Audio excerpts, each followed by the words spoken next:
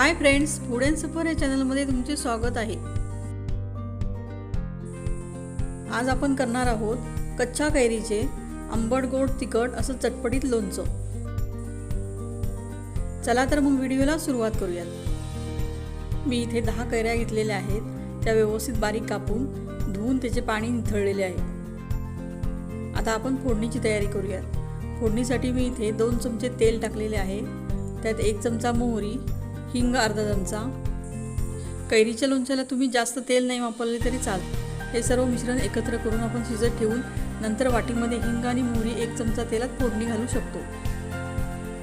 फोडणी झाल्यानंतर आपण लगेच कैरीचे तुकडे टाकायचे आहेत। आपण फोडणीनंतर कैरी टाकून घेतलेली आहे। त्यानंतर सगळ्यात शेवटी आपण मसाला घालूया। इथे मी कैरीच्या लोणच्यासाठी तिखा लाल मसाला वापरलेला आहे। जितक्या तुम्ही कैऱ्या घेणार त्याच्या अंदाजानुसार आपण मसाला वापरायचा आहे। मी इथे लाल तिखट 4 चमचे घेतलेले आहे।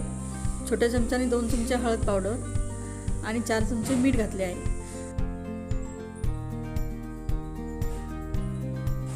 आणि मोठी वाटी भरून 2 वाटी साखर घातलेली आहे। हे लोणचं तुम्ही गूळ घालून सुद्धा करू शकतात।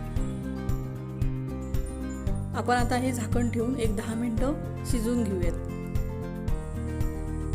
आजचं गोड चटपटीत लोणचं कसं वाटलं हे कमेंट करून नक्की कळवा आणि तुम्ही सुद्धा घरी एकदा नक्की ट्राय करा। आजचा व्हिडिओ आवडला असेल तर लाईक, शेअर आणि सबस्क्राईब करायला विसरू नका। थँक्यू।